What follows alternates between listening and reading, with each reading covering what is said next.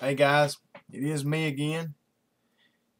I wanted to wait a few seconds this evening before I started talking, because I've noticed that my last several videos have started like trying to play twice. I mean, if you know what I'm saying. The first few seconds it repeats, and I know you guys have probably noticed it on some of them.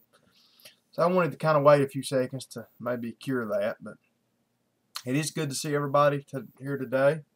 Today is Sunday, April 10th. Which makes it day 100 on a Project Serve Him More. Guys, I know I said I may try to do something special for you today. Actually, I was planning on getting a video made. That was going to kind of be my gift to you guys, but I just didn't get to do it. I mean, I can sit there and give you all kinds of excuses. You probably don't want to hear them, you know. I just didn't get around to it, you know. I was late getting home from church. They were the guy that's building some things at the church, building some sets for our drive-through Christmas scene that we're going to try to have this winter. He needed some concrete blocks, and so I had to run home after church, get him some blocks, take them back to the church. And then by the time I got home and got dinner served and all that, and got done eating and all that kind of deal, it's just I was wore out. And so it was probably, I don't know, 3 o'clock by this time. So I laid down, took me a little nap. And at 5 o'clock, Mom and Dad got home. So they actually got home quite a bit earlier than what I was expecting. Usually they're 7 or 8 o'clock getting home when they come from Tennessee. So, but anyway, and me and Dad just, we spent a little time out in the garage cleaning and stuff this evening, just piddling around a little. I got my 17 caliber Savage out this evening and shot it. I was wanting to make a 35-yard zero for it. Got to doing a little looking on, I told you guys the other night about Hornady's ballistic chart, and I got to looking on it, and it seemed that a 35-yard zero for that 17 HMR seemed to be pretty good.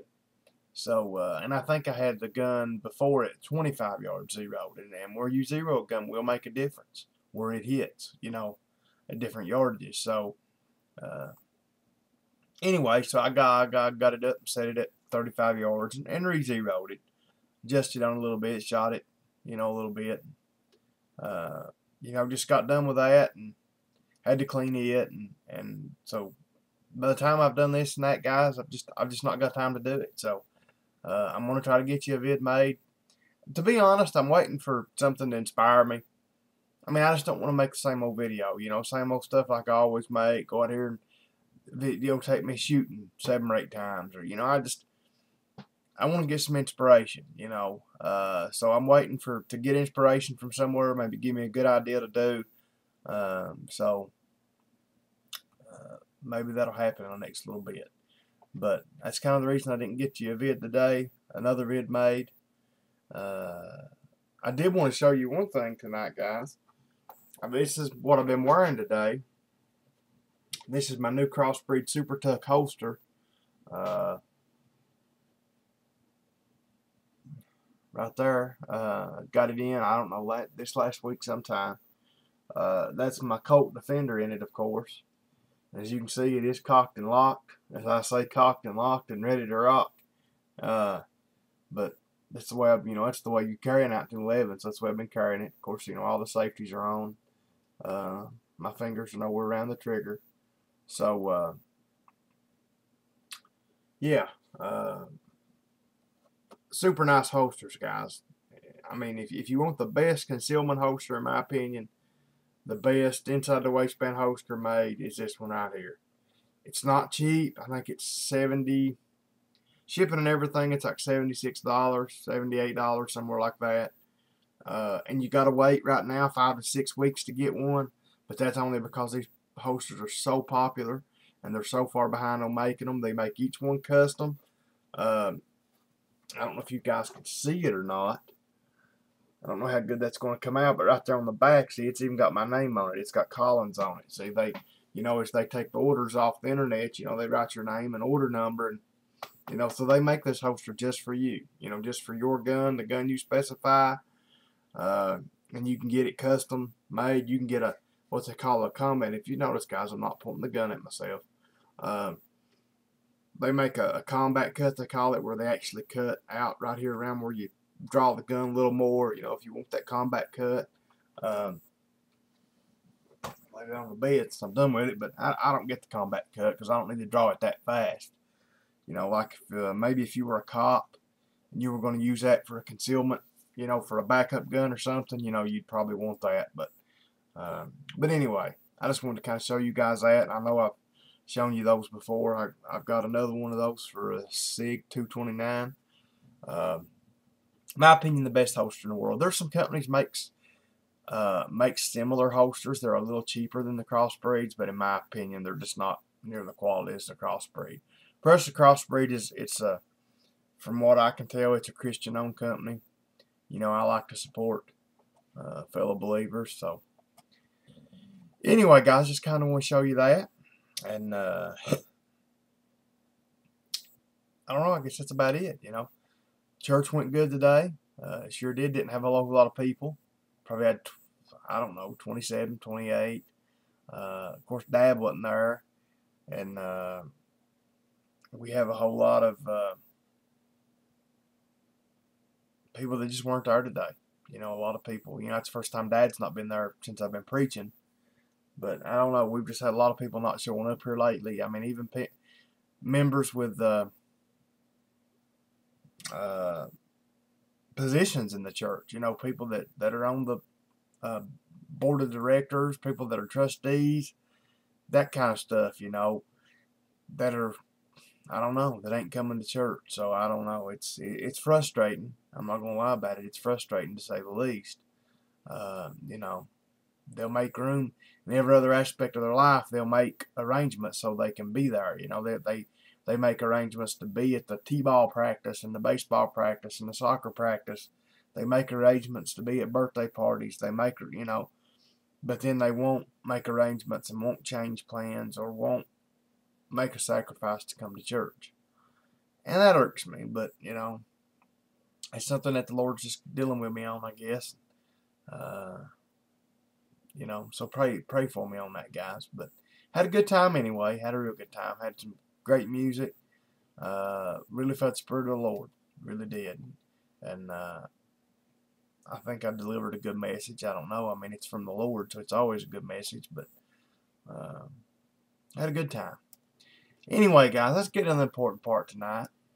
Because I'm trying to get this in here, guys. I'm a little bit late tonight than what I usually am. Later than what I usually am. So I'm going to try to get this done because I'm going to try to answer some comments tonight.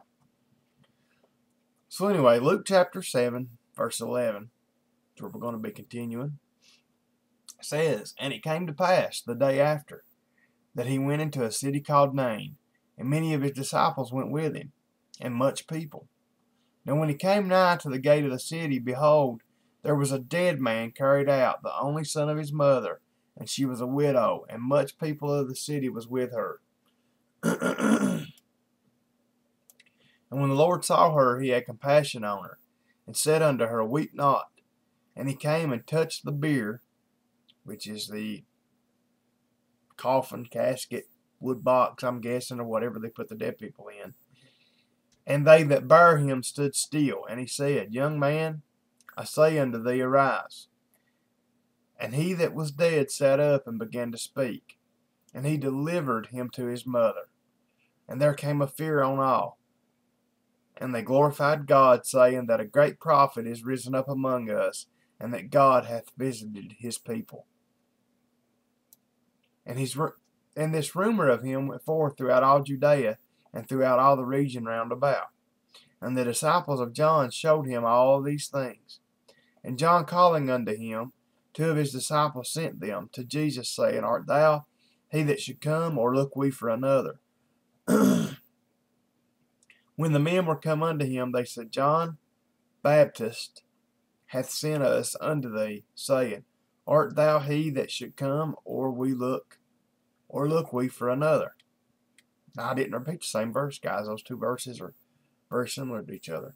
And in the same hour he cured many of their infirmities and plagues, and of evil spirits, and unto many that were blind he gave sight. I'm going to read one more verse, guys. Then Jesus answering said unto them, Go your way, and tell John the things ye have seen and heard, how that the blind see, the lame walk, the lepers are cleansed, the deaf hear, the dead are raised, to the poor the gospel is preached. And blessed is he whosoever shall not be offended in me. Anyway, guys, looks like we'll be continuing tomorrow in verse 24. Unless the Lord takes us somewhere else, you never know. But I need to get off here because I need to get this uploaded because I need to try to get the comments. So anyway, guys, normal stuff, guys. Just pray for me. Pray for my business. Just pray that the Lord will keep holding His hand on us and keep everything going good. Keep us safe at work, and I pray for you guys every day. If you need anything, let me know. And I guess, good Lord willing, I'll be back here tomorrow night. So, till I see you guys again, good night, and God bless.